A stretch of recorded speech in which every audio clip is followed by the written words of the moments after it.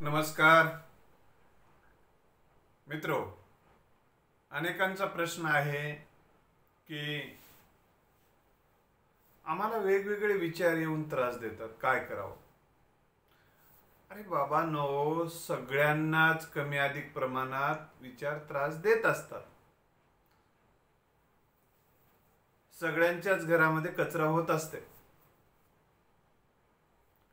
कचरा दररोज साफ करत जावं लागतं, तसं हे विचार त्रास देणारे साफ करत राहावं लागतं. हे नित्य प्रक्रिया आहे, हे एकदा समजून घ्या. आणि मला त्रास देऊ शकत नाहीत, काय या विचाराची ताकद आहे माझ्या समोर, अशा पद्धतीने विचार करा.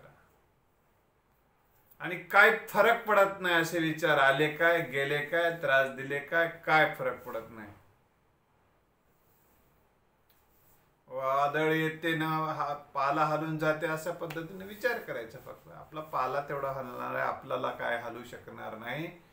अशा पद्धतीचा विचार तुम्ही जर करायला लागलात तर तुम्हाला काही फरक पडत नाही. आत्मशक्ती जागवा, आत्मसामर्थ्य जागवा. आणि हे आत्मसामर्थ्य, आत्मशक्ती, त्यासाठी तुमच्या सामर्थ्याचा शोध घ्या, तुमच्या कौशल्याचा शोध घ्या, तुमच्या यशस्वी आनंदायी प्रसंगाची तुम्ही आठवण करा. तुमचं भवितव्य चांगलं आहे यावर तुमचा विश्वास ठेवा. स्वतःला पेटवा. बघा, एखादा माणूस घाबरून घाबरून घाबरून राहतो, तरी काही जण त्याला गांडीला काटकं टोचवावे तसे टोचवत राहतात बिचाऱ्याला. त्यानं तोही एका दिवशी सामर्थ्य जागवतो स्वतःच. चला यार म्हणतो एकदाच. मग जेव्हा यार म्हणून बघतो, आता एकेकीचे बघतो म्हणून जेव्हा बाहेर येतो एखादा हातामध्ये कुऱ्हाड फेराड घेऊन, हे सगळे पळून जातात. आता येऊ देच म्हणते, कोणाला येऊ दे म्हणते. आता मला सांगा, पूर्वी त्याच्यात ती ताकद नव्हती का? आता मग त्याला त्या व्यक्तीचे त्रासच बंद होऊन जातात. एकदा त्यांना त्या व्यक्तीबद्दलचे विचार बदलून टाकले आणि यांच्यापेक्षा आपण सामर्थ्यशाली आहोत असा एकदा विचार माणूस केला की त्याच्या भयकारक विचारापासून त्याची मुक्ती होते. याचा अर्थ तुम्ही काट्या कुऱ्हाड्या घ्या असं सांगायचं नाही. उदाहरण म्हणून सांगितलं. हा मार्ग विधायक मार्ग अवलंबा, म्हणजे स्वतःला जागवा. माझ्यात प्रचंड सामर्थ्य आहे, माझ्यात प्रचंड शक्ती आहे, माझ्यात प्रचंड कौशल्य आहे आणि माझ्यात प्रचंड शहाणपण आहे. या क्षमतांचा, या कौशल्याचा, या सामर्थ्याचा उपयोग करून मी माझं ध्येय प्राप्त करणार आहे आणि यासाठी जगातली कुठली शक्ती मला रोखू शकणार नाही. माझं प्रत्येक पाऊल ध्येयाच्या दिशेने जात आहे. मी माझी क्षमता, माझं कौशल्य 100% देत आहे. आणि एक रस्ता आडला म्हणजे सगळेच रस्ते आडतात असं कोण म्हणलं? एक रस्ता बंद आहे म्हणजे सगळेच रस्ते बंद नसतात. आपल्याला एखादा रस्ता बंद झाला तर काही फरक पडत नाही. दुसरा रस्ता पर्यायी शोधून पुढे गेलं पाहिजे. आपलं लक्ष्यावर असेल तर बाकी गोष्टीकडे लक्ष द्यायला आपल्याला वेळ मिळत नाही. म्हणून आपलं जे काही लक्ष्य आहे, आपलं जे काही ध्येय आहे, त्याच्यावर श्रद्धा निर्माण करा, त्यावर निष्ठा निर्माण करा. ते ध्येय प्राप्तीच्या नंतर होणाऱ्या फायद्यावर लक्ष केंद्रित करा. मग इतर छोटे छोटे ध्येय आणि छोटे छोटे बाबी तुम्हाला त्रास देणार नाही. पहिल्यांदा प्रत्येक गोष्टीमध्ये चांगलं शोधायला शिका. मग तो कोणी असो, विरोधक असो या सामर्थ्यशाली असो, आपला विरोधक असो या मित्र असो, किंवा मित्रही नसो किंवा शत्रूही नसो. असा एक व्यक्ती, असे काही व्यक्ती असतात, ते आपले मित्रही नसतात, आपले शत्रूही नसतात. नव्हे तर मित्र, कोट्यावधी लोकांना, अब्जाधिवधी लोकांना आपण जन्माला आलेलो हेच माहित नसते. त्याच्यामुळे काही प्रश्नच नाही त्यांचा. पहिल्यांदा तुम्ही ज्या व्यक्ती तुमच्या नजरेसमोर येतात त्यांच्यातल्या चांगुलपणावर एकदा लक्ष केंद्रित करायला सुरुवात केली की बरेचसे त्रासदायक विचार बंद व्हायला सुरुवात होतात. तुम्ही प्रयोग करून बघा. त्याच्या चांगुलपणाचा पहिल्यांदा शोध घ्या. त्याच्या मनातल्या मनात कौतुक करा आणि त्यातल्या काही उणीवा असतील तर त्या आपल्यातही असतात असा विचार करा. मग त्याच्या चुकाबद्दल आपल्याला त्रास होत असेल तर आपल्याही काही चुका असतात, म्हणजे त्यालाही क्षमा करणं त्याच्या चुकीबद्दल आणि स्वतःलाही आपल्या चुकीबद्दल क्षमा करणं हा त्रासदायक विचारापासून मुक्तीचा एक मार्ग आहे. हे करून बघा, तुम्ही प्रयत्न करा, नक्की तुम्हाला यश मिळतेच. म्हणजे प्रत्येक गोष्टीमध्ये चांगलं शोधण्याची नजर निर्माण केली की आपला गजर व्हायला सुरुवात होतो आणि आपल्या डोक्यामधले नको ते विचारचं वावटळ कमी व्हायला मदत होतेच होते. यावर तुमचा 100% विश्वास ठेवा. तुम्ही बदलल्याशिवाय जग बदलत नाही. U turn your turning point. तुम्ही बदला, जग बदलेल. जगाकडे दृष्टी बदलली की सृष्टी बदललेली दिसते. ते व्यक्ती वैरी वाटत होता तोच व्यक्ती तुम्हाला मित्र वाटेल. त्याच्यातले चांगुलपणा शोधा, त्याने केलेल्या उपकाराची जाणीव जागवा आणि त्याचाही उपयोग होऊ शकतो आयुष्यात असा विचार करा. मग तुम्हाला त्रासदायक विचार बरेचसे कमी होते. कारण दगडाचा तर उपयोग होतो, काट्याकुट्याचा तर उपयोग होतो, माणसाचा उपयोग होतो. कोणताही त्या माणसाचा उपयोग करण्याची कौशल्य आपण विकसित करणं गरजेचं आहे. माणसं जोडण्याचं कौशल्य विकसित करणं गरजेचं आहे, तोडण्याचं नाही. मग एकदा का माणसं जोडण्यावर आपला भर असला की मग आणि त्या माणसाचा आपला उपयोग होणार आहे असं वाटला की त्या व्यक्तीबद्दलचे येणारे नकारात्मक विचार कमी होतात. कारण दुभत्या गाईच्या लाथा गोड असं म्हणतात.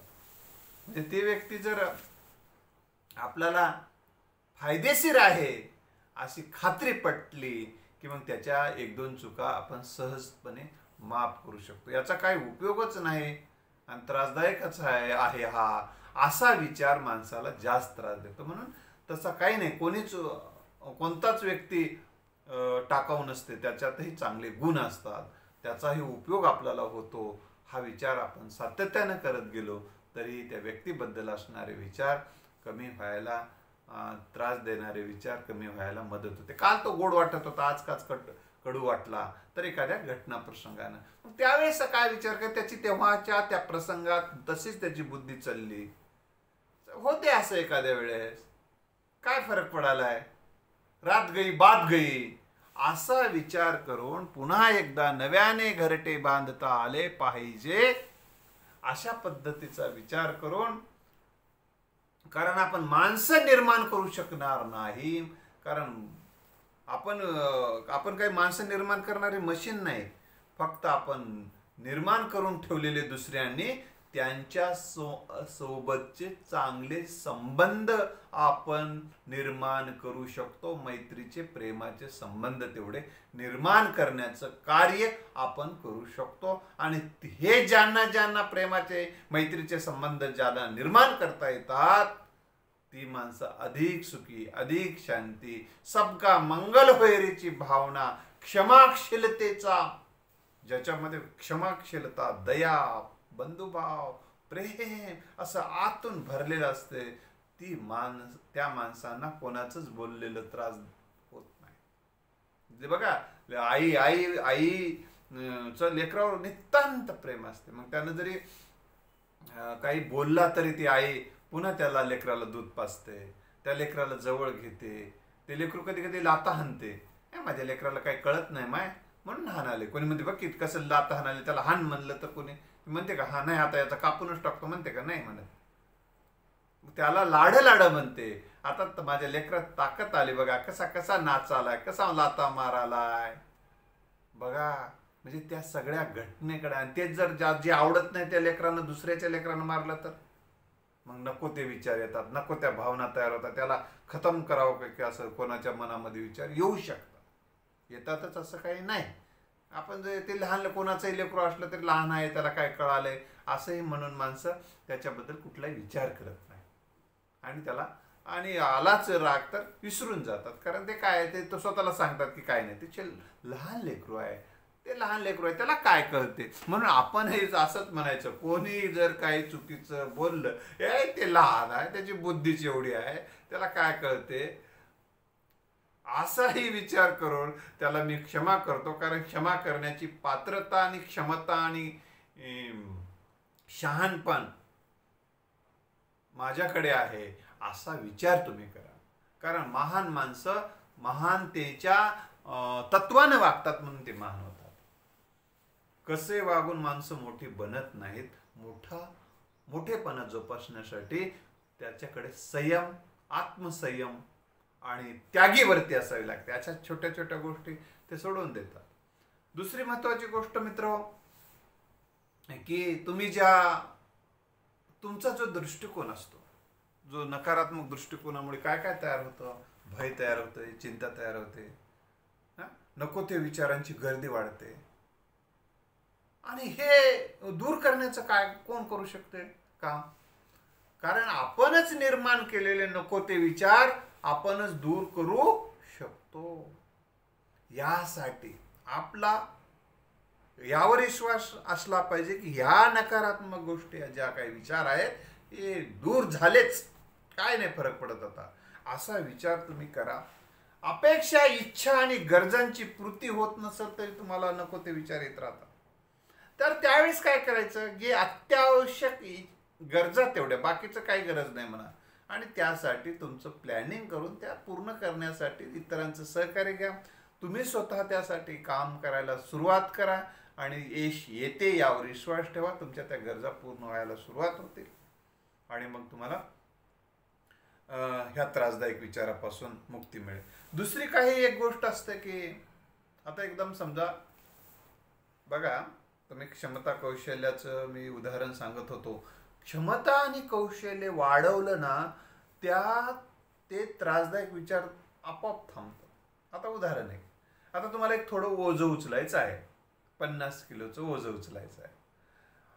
आता तुमच्यामध्ये तिथे जर क्षमता नसेल, ते कसं उचलावं कौशल्य नसेल, ते ओझं तिथून दुसरीकडे ज्या ठिकाणी न्यायचं आहे ते त्याचं शहाणपण नसेल,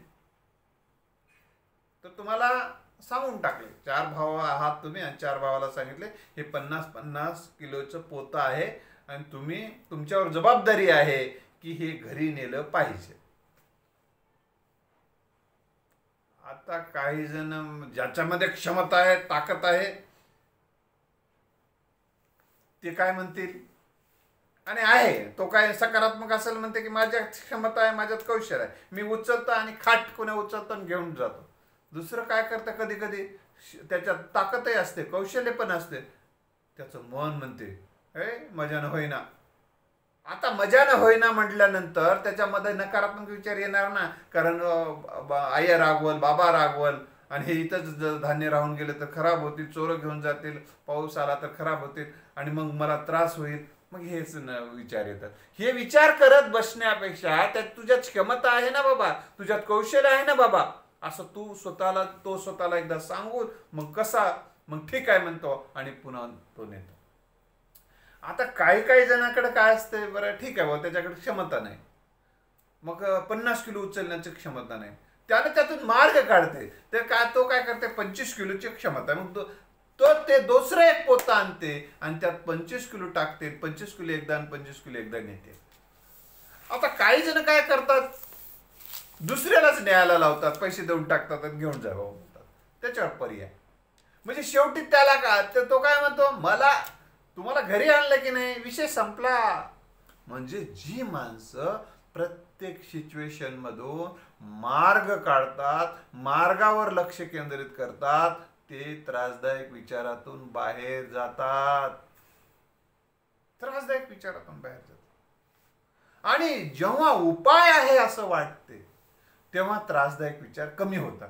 जेव्हा आता काही उपायच नाही असं जेव्हा वाटते आणि आपण ही उपाय नसणारी सिच्युएशन आपण स्वीकारू शकत नाही, हे उपाय नसेल तर मग आता काही नाही असं वाटते, तेव्हा जास्त त्रास होतात. म्हणून म्हणून हे लक्षात ठेवा की प्रत्येक गोष्टीवर काही ना काही उपाय असतो. सर्व प्रश्न आहे तिथं उत्तर असते, समस्या आहे तिथे समाधान असते.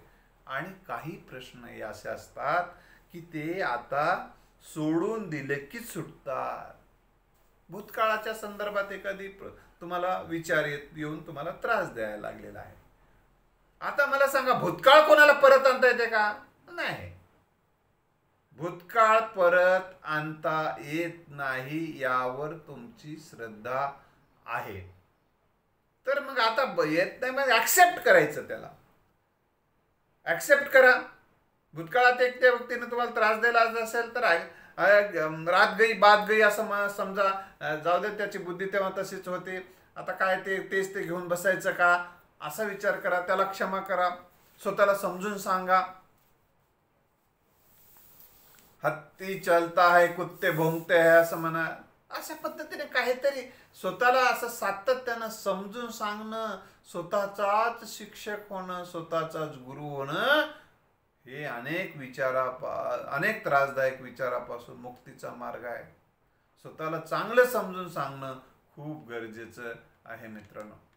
दुसरा महत्त्वाचा जो विषय आहे तो म्हणजे प्रत्येक गोष्टीचा उपायावर काही समस्या निर्माण झाली की उपाय. दुसरी गोष्ट, जेव्हा आपलं मन शांत असते, मन शुद्ध असते, चित्त शुद्ध असते, तेव्हा त्रासदायक विचार येत नाही. चित्त शुद्ध असेल तर शत्रू सुद्धा आपल्याला मित्रासारखे वाटतं. मन आपल्या मनशुद्धीचा आणि चित्तशुद्धीचा मार्ग आपण अवलंबणं गरजेचं आहे. त्यासाठी सकारात्मक भावना, चांगल्या भावना, सकारात्मक कल्पना, सकारात्मक विचाराची पेरणी सातत्यानं मनात केलं पाहिजे. आणि नको ते विचाराला काढून टाकलं की चित्त शुद्ध होते, मन शुद्ध होते. मन करारे प्रसन्न सर्व सिद्धीचे कारण, वेचिते वचन जेणे राहे समाधान, असं तुकोबारायाने सांगितले. म्हणून प्रसन्न करणारे, तुम्ही प्रसन्न असाल, कोणी जर काही म्हणलं तरी काय आहे, ठीक आहे, जाऊ दे म्हणते. तुम्ही जेव्हा प्रसन्न असता, तुम्ही चिडलेले असता, तुम्ही रागावलेले असता, तुम्ही भयग्रस्त असता, तेव्हा तुम्हाला कोणी जर एखादी गोष्टच बोलली, मग तेव्हा आधीच चिडलेलं, आधीच माकड, मग त्याच्यावर जर इंधन टाकलं तर ते माकड अजून पेटणारच ना. तर म्हणजे सांगायचा हेतू हा आहे की त्यामुळं तुमचं जर मन शांत ठेवता आलं, प्रसन्न ठेवता आलं, समाधानी ठेवता आलं, आनंदी ठेवता आलं, तर हे त्रासदायक विचार येत नाही. मग त्यासाठी मनाला खाद्य देत राहायला पाहिजे. चांगल्या विचाराचं, चांगल्या भावनेचं, चांगल्या कल्पनाचं, चांगले विचार ऐकणे, चांगले विचार सांगणे, चांगले विचार लिहिणे, चांगले विचार वाचत राहणे, चांगल्या विचारावर चिंतन करणे, चांगली संगत धरणे, चांगलं काम करण्याचं नियोजन करणे, चांगल्या कामाचे फायदे लक्षात घेणे, संगीत ऐकणे, प्राणायाम करणे, ध्यान करणे, निसर्गरम्य वातावरणात फिरायला जाणे, पोहणे, सायकलिंग करणे, पळायला सुरू करा. तुम्हाला विचाराची त्रासदायक विचार तेव्हाच कमी झालेले दिसतात, तुम्ही पळून तर पहा. म्हणजे असे वेगवेगळे उपाय जर तुम्ही करत गेला, तुमचं चित्त शुद्ध होते, मन शुद्ध होते. आणि प्रार्थना केली पाहिजे, सबका मंगल होय रे, सर्वे सुखेन संतो, सर्वे निरामय, सर्वांना चांगली बुद्धी दे, अशा पद्धतीचा विचार सातत्यानं करत गेलात. किंवा पसायदान संत ज्ञानेश्वर महाराजानं खळांची व्यंकटी सांडो, तया सत्कर्मी वाढो, भूता परस्परे जडो मैत्र जीवांचे. प्रत्येकामध्ये मैत्रीच भाव जोडण्यासाठीच तुम्ही जर सातत्यानं प्रयत्न करत गेलात, तर मैत्रीभाव सातत्यानं मनामध्ये ठेवला, दयाभाव मनामध्ये ठेवत गेलात, तर मन शुद्ध व्हायला मदत होते. चांगल्या भावनेनं, चांगल्या कल्पनेनं, चांगल्या विचारानं मनाची शुद्धी होते, मग चित्ताची शुद्धी होते, मन प्रसन्न राहते, मन चित्त एकदम स्थिर राहते. त्यासाठी योग साधना ही सुद्धा खूप उपकारक गोष्ट आहे. योग साधना तुम्ही जर केलात तर तुम्हाला या गोष्टीचे फायदे खूप चांगले होतात. दुसरी गोष्ट, तुमचा चांगले विचार येण्यासाठी चांगला आहार सुद्धा महत्वाचा आहे. त्यामुळे सकस आहार, पोट भरण्यापुरताच, पोट भरणारच नाही तर तुम्हाला ते जेवण केल्यानंतर शांत आणि समाधान वाटलं पाहिजे. असं जेवण केलं सकस, पौष्टिक आणि पुष्टिकारक तसंच तुष्टीदायक, आपलं प्रसन्नदायक असलं पाहिजे. दुसरा महत्वाचा मुद्दा, जसं मनाचं खाद्य चांगलं तसं तनाचं खाद्य चांगलं झालं आणि जो माणूस निरोगी आहे त्याला त्रासदायक विचार कमी, व त्याचे त्रासदायक विचारच त्याला येत नाहीत, आले तरी लवकर दूर होतात. त्यामुळे शांत झोप हा सुद्धा एक त्रासदायक विचाराच्या मुक्तीचा एक मार्ग आहे. त्यामुळे शांत झोप कशी घ्यावी या संदर्भाचा व्हिडिओ माझा दुसरा एक आहे, ध्यान कसं करावं याचा एक व्हिडिओ याच चॅनलवर आहे, ते तुम्ही बघा. सकारात्मक स्वयंसूचना कशा द्याव्यात ते आहेत, तो बघा. उत्साह कसा वाढवावा हा व्हिडिओ तुम्ही बघू शकता. असे अनेक व्हिडिओ आहेत जे संवाद नीट करता न आल्यामुळे पश्चाताप होतो आणि मग नको नको ते विचार येत राहतात. मग ते संवाद कौशल्य कसं वाढवावं या संदर्भाचा व्हिडिओ आहे, तो बघा, ऐका. आणि दुसरी गोष्ट, कधी कधी अपयशामुळे तुम्हाला नको ते विचार येतात. पण अपयश आलं म्हणजे सर्व संपलं असं कोण म्हटलं? पुन्हा यश मिळवता येते, पुन्हा यशासाठी सिद्ध होता येते आणि पुन्हा यश खेचून आणता येते. अपयशही खूप काही शिकवते. अपयशामुळे आपल्या क्षमता कळतात, आपलं सामर्थ्य कळतंय, आपलं शहाणपण कळते, आपले माणसं कोण आहेत, परके माणसं कोण आहेत, कोणाचा उपयोग करायला पाहिजे, कोणाचा नाही करायला पाहिजे, कोण धोकादायक आहे, हे संपूर्ण अभ्यास होतो. आणि अभ्यास होणं सुद्धा सामर्थ्यासाठी खूप आवश्यक असते. ज्ञान मिळते आपल्याला, या अपयश सुद्धा आपल्याला खूप ज्ञान देते. आणि नॉलेज इज अ पॉवर, हे नॉलेज मिळते आपल्याला म्हणजे या परिस्थितीतून, त्याच्यातून आपलं सामर्थ्य वाढते आणि पुढं कधी जे काही चुका होणार आहेत ते होत नाहीत. म्हणजे आयुष्याचा मार्ग सुकर करणारा हे अपयश आहे माझं. या पद्धतीनं जर विचार केला तर त्या अपयशामुळे येणारे नकारात्मक विचार थांबतात आणि पुन्हा यशस्वी होताच येते. बघा, परीक्षेत एखाद्या मुख्य परीक्षा जेव्हा नापास होतात, उन्हाळी परीक्षेत नापास होतात, तेव्हा पुरवणी परीक्षा होते हिवाळ्यामध्ये वगैरे, तेव्हा पोरं पास होतात की नाही. निवडणुकीत एखादा माणूस पडतो त्यावेळेस पुन्हा निवडणुकीमध्ये विजय होतो की नाही. म्हणजे यश आणि अपयश हे चक्र आहे, चालू राहते. तुम्ही मात्र त्या दिशेनं मार्गक्रमण करत राहायला पाहिजे.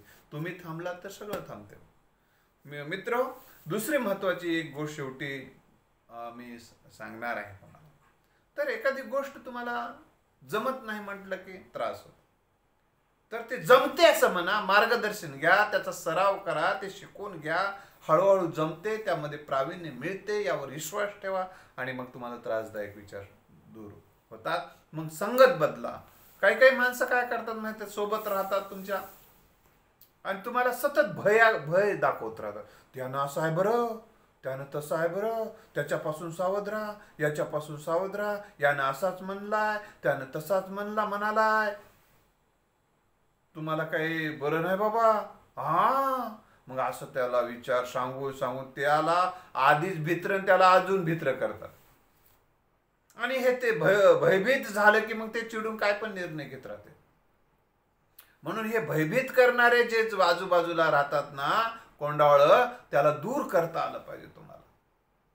कारण जे तुम्हाला सकारात्मक सांगत राहते, सगळ्यांसोबत चांगलं राहायला सांगत राहते, तुम्हाला प्रेमाचं सांगते, समन्वयाचं सांगते, वाद मिटवण्याचं बोलते, संवाद महत्वाचा आहे हे सांगते, अशीच माणसं तुमचे मित्र असतात. वाद मिटू लागला तरी काही जण ते मिटू देऊ नये असाच प्रयत्न करत राहतात. आणि मग त्या वादामुळे तुमच्या वाद जेव्हा चालू राहतात डोक्यामध्ये आणि प्रत्यक्ष जीवनात, तेव्हा तुम्हाला नकारात्मक विचार येणारच. म्हणून वाद मिटवणारं सांगणाऱ्यांची सल्ला घ्या. याच्यातून काय मी कसं याच्यातून मार्ग काढू, याच्यातून काय पर्याय काय काढू, याच्यातून उपाय काय करता येईल. आपल्याला कोणते विषय वाढवायचं नाही, कारण त्याच्यातून युद्धाने युद्ध पेटते, मैत्रीने मैत्री वाढते, प्रेमाने प्रेम वाढते, संवादानेच वाद मिटतात, संवादात समाधान देतात, समाधानेच समृद्धी येते, संवादाच मैत्रीचे धागे पक्के करून आणि मैत्रीमुळे होणारे सगळे फायदे मिळतात असं सांगणारे लोक तुमच्यासोबत पाहिजे. आग लावणारे नाही तर आग विझवणारे जर सोबत ठेवलात तर तुम्हाला नकारात्मक विचार येणार नाहीत. कारण कुठे जन्मावं तुमच्या हातात नव्हतं, पण कोण सोबत ठेवा तुमच्या हातात आहे ना. म्हणून मित्र, चांगलाच विचार तुम्हाला समाधान देऊ शकते. चांगलेच विचार तुम्हाला त्रास देणार नाही. तुम्ही नको ते विचार केला, नको त्या कृती केल्या की तुम्ही त्रासात राहणार आहात. म्हणून त्यासाठी संगत बदला, कधी कधी कामही बदला. एखाद्या कामात काही फायदाच नसेल, त्या काहीच फायदा नाही समजा असं वाटायला लागले, आणि त्यापेक्षा दुसरे काम तुम्हाला जर दर्जेदार वाटत असेल, जास्त यश देणार असेल, आणि त्यामध्ये तुमच्या क्षमता आणि कौशल्य वापरून तुम्ही अधिक उन्नती करत असेल तर काम बदला. कारण अनेक मोठे माणसं अनेक क्षेत्रामध्ये काम करत करत वेगवेगळे क्षेत्र बदलत मोठे गेले. धीरूभाई अंबानी सुरुवातीला छोटे उद्योग केले, काम केले, नोकरी केली, आणि नोकरच राहिले नाहीत. नोकर राहिले असले तर नोकरच राहिले असते. आज आपल्याला हे धीरूभाई अंबानीचं नावच ऐकायला मिळालं नसतं. कारण नोकर करणारे लाखो आहेत ना, कोट्यावधी लोक आहेत जगामध्ये. नोकरच राहणारे, नोकरीच करणारे. मग त्यांनी काहीतरी वेगळं करत गेले, पुढच्या पायरी. त्याच पायरीवर उड्या मारत थांबले नाहीत. आपण काय करतो, त्याच पायरीवर उड्या मारत राहतो. तिथंच कुठं गेल, त्या भाऊजी तर घरीच होतो, दाजी. म्हणजे तेच ते करत राहिले की तेच निकाल येत राहतात ना आपल्याला. आणि मग आपण तेच ते करतो आणि निकालाची अपेक्षा मोठी करतो. निवडणुकीलाच उभा राहिलो नाही तर विजय कसा मिळेल? तिकीट काढलंच नाही, लॉटरी कशी लागल हो? म्हणजे तुम्ही चाललात नाही तर प्रवास कसा होईल हो? तुम्ही पांढरे पट्टेच लावले नाही तर पांढरी दोरी कशी तयार होईल? आपण लाल पट्टे लावत बसायलो आणि पांढरी दोरी तयार व्हावी असं वाटायला लागले तर कसं होतील? म्हणजे तुम्ही पेराल ते उगवेल ना, म्हणून तुम्ही सातत्यानं पेरते व्हा, चांगलं पेरत राहा. झाडं, समजा एखादा व्यक्ती झाडं लावत राहतो. 1300 एकरपेक्षा जास्त जंगल एका जाधव पायंगे या व्यक्तीने तयार केलं. 14 आपल्याला 10 झाडं जतन करायला घाम सुटते. म्हणजे त्यासाठी डिवोशन सातत्यानं द्यावं लागतं. नवनिर्माण करण्याची क्षमता तुमच्यामध्ये आहे, ती घ्या. आणि जे विचार येत आहेत त्याच्या सोबत तुम्हाला जगत पुढं चालत राहा. मित्र, ह्या सगळ्या गोष्टीचा उपयोग तुमचं जीवन समृद्ध करण्यासाठी होणार आहे. विचार बदलले की आयुष्य बदलते. सकारात्मक विचार माणसाच्या जीवनात संधी आणि सामर्थ्य निर्माण करतात. यावर विश्वास ठेवून वाटचाल करा, एवढी अपेक्षा व्यक्त करतो. काही प्रश्न असतील तर माझा नंबर मी तुम्हाला व्हॉट्सअपचा नंबर देतो की 976704 या नंबरवर मेसेज करू शकता. तुमच्या मनात चालणारे प्रश्नाची उत्तरं मी देईल. एवढं बोलतो. हा व्हिडिओ आपण इतरांना पाठवा अशी आपणास विनंती करून थांबतो. जय हिंद, जय महाराष्ट्र.